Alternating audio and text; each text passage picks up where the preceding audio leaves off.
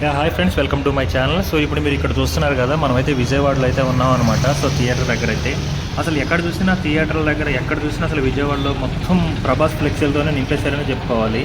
So theatre దగ్గరలే కాదు, విజయవాడలో ఎక్కడ చూసినా సరే ప్రభాస్ ఫ్లెక్సీ కంపల్సరీ కనిపిస్తుంది అనమాట.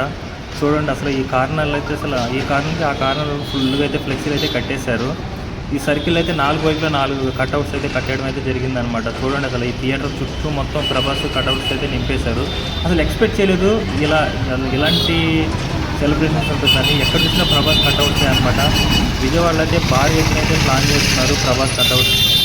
ఇంకా అలాగే సినిమా కూడా పక్కా బ్లాక్ బస్టర్ హిట్ అవుతుంది, 1000 కోట్లు కొడుతుందనే నమ్మకంతో అయితే ఉన్నారనమాట. ఫస్ట్ డే ఎవరిని అడిగినా 300 to 200+ క్రోర్స్ అయితే కంపల్సరీ కలెక్ట్ చేస్తుందని కాన్ఫిడెంట్గా చెప్తున్నారనమాట.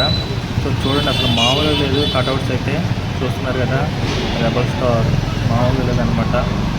సో చూడండి, వీళ్ళంతా టికెట్ల కోసం వచ్చేసి ఇక్కడికి వచ్చి వెళ్తున్నారనమాట. సో చాలామంది పాపం టికెట్స్ కూడా దొరకలేదంట, అంతా మొత్తం అయిపోయినాయని చెప్తున్నారు అంటున్నారు. చూడండి, అసలు మామూలుగా లేదు అసలు. సో ఇది ఇప్పుడైతే చూడండి, ఎక్కడో పైన కట్టేశారనమాట. సో ఈ వీడియో మీకు నచ్చినట్టయితే లైక్ చేయండి, షేర్ చేయండి, మా ఛానల్